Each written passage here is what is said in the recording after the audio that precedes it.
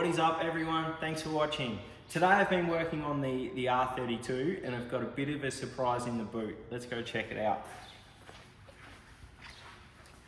Check this out, baby blue here. So I've never actually run NOS on any of my GTRs, so I'm really looking forward to it.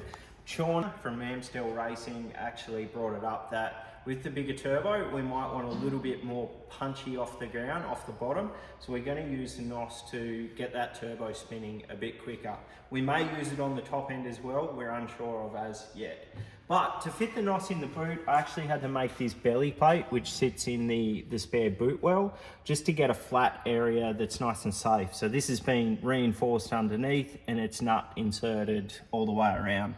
I think we're going to drop that off to Brad to get it painted to match the rest of the boot. I just don't like it, how it sort of looks very motorsport. We're going to use the PDM to power the NOS solenoids up the front, and then we're going to use the Mtron ECU to switch the purge solenoid and also the NOS insert solenoid, I guess you want to call it. What else we've done in the boot?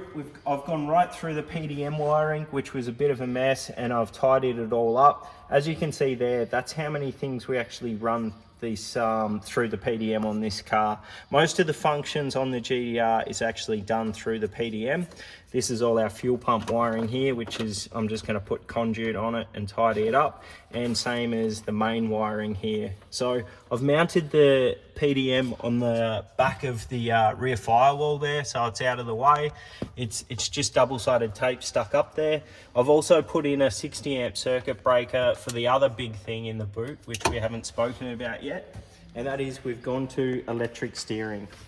So I'm not going to go right into the electric steering side of it because I know so many people have on YouTube before, but the basics of it is it's an electric power steer pump from a Holden Astra.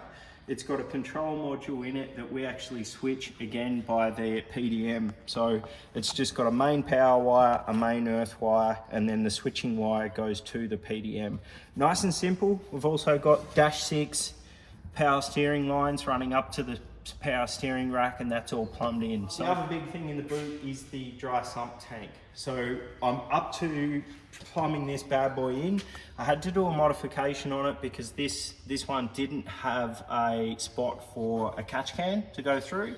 So we got a little -12 male fitting and tigged it on the top there, and that just goes down to our catch can. So it's only a small catch can. We shouldn't have much go into that. It's a bit of a test and try thing because I don't know how this car is going to go. Obviously, we haven't had it going that much. So with the dry sump tank, there's a fair bit of plumbing involved. We need to do a -16 down and a -16 return, which is pretty bulky size hose. So we're going to have to find a nice spot to run that up underneath. As for the NOS is actually running under the carpet. And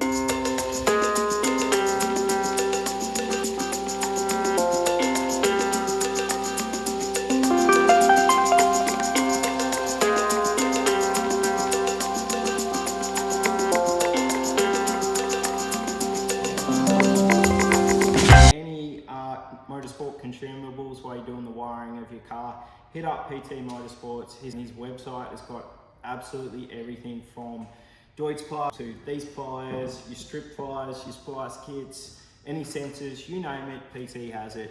So when you jump on his website, if you do purchase anything, please use our discount code, which I recommend PT Motorsports. So that's the boot. We've gone over everything there. I've probably got another half an hour left in this just to tidy it all up. So let's check out the engine and go back to what has been taking all of my time lately, which is the PRP billet dry sump. So we have been kind enough to collaborate with Ben from Platinum Racing Products and fit PRP's new billet all-wheel drive dry sump. So it's been absolutely fun to do, but it's also been a little bit tricky as I don't think there's many out on cars yet. And most of them are drag cars where we're trying to do it as a 50-50 street and drag application. So the dry sump itself is a beautiful finish, beautiful quality.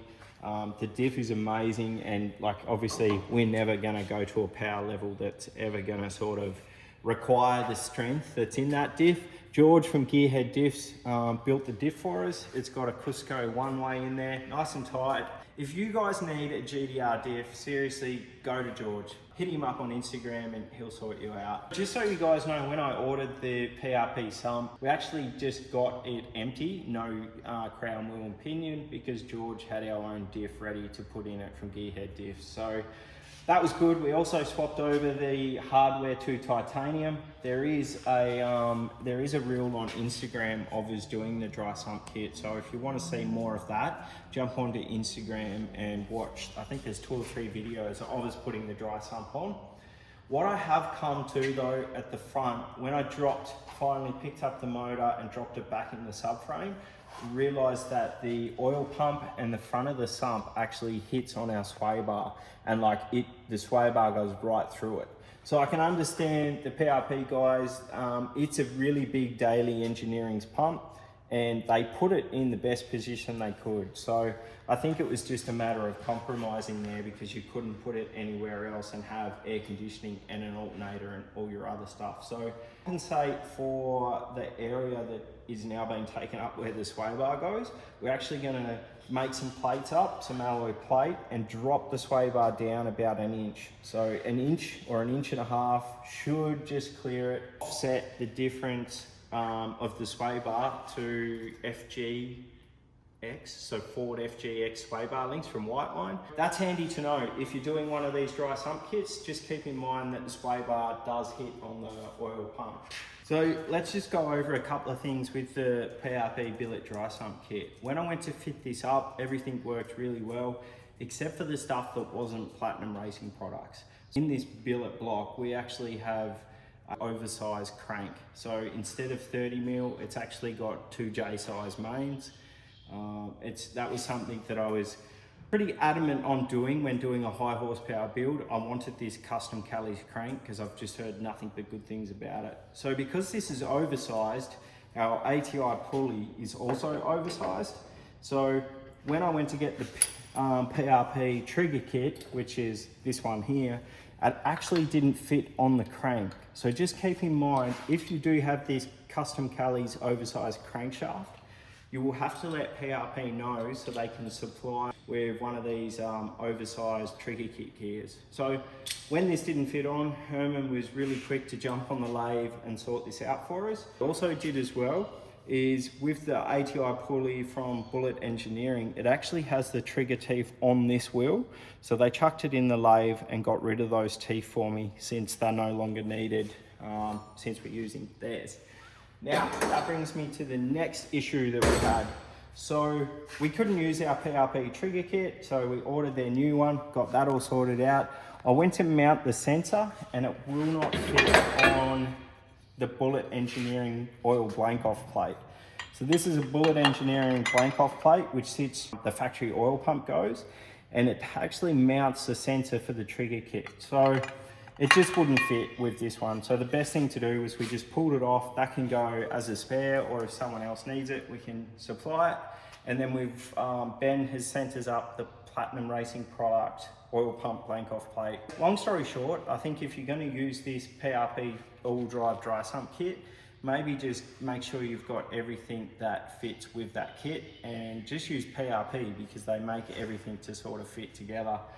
So that's it. It's pretty well ready to go back in. I'm stalling as much as I can, because if I put the engine back up in the car, to do this oil pump stuff is going to be a little bit tricky. So we sort of got until this afternoon or tomorrow, hopefully the parts turn up, and then we can drop this engine back in, because I actually need this table to start on the 33 to drop that engine out. Okay, so that's the Nitrous plumbing done. It's a simple -4 stainless braided line all the way up through. I also use stainless fittings for NOS stuff, just because it's quite important. And then obviously I'm running that NOS underneath the carpet up to the front rather than under the car, because we hit a rock or a stick and...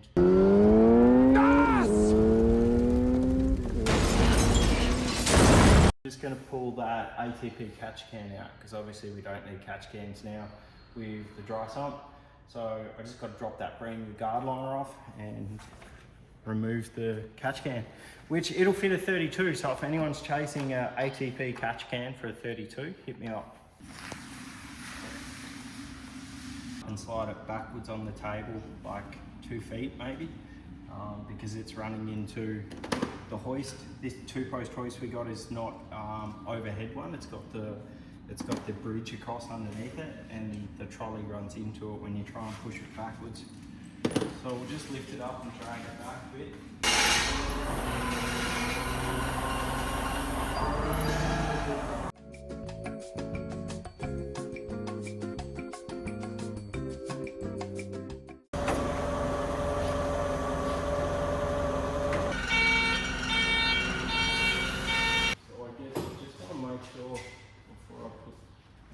Back up in, but there's nothing else I need to do with it while it's out, because I do have obviously the oil pump blank plate off it, and it would be easier to do it when it's out. So maybe we should just get it all ready, have it sit down ready to hit the ground running. But I really need this table to pull the engine out of the 33 so I can get it up to Brad to paint. So yeah, I think we'll be right. We'll put her up in.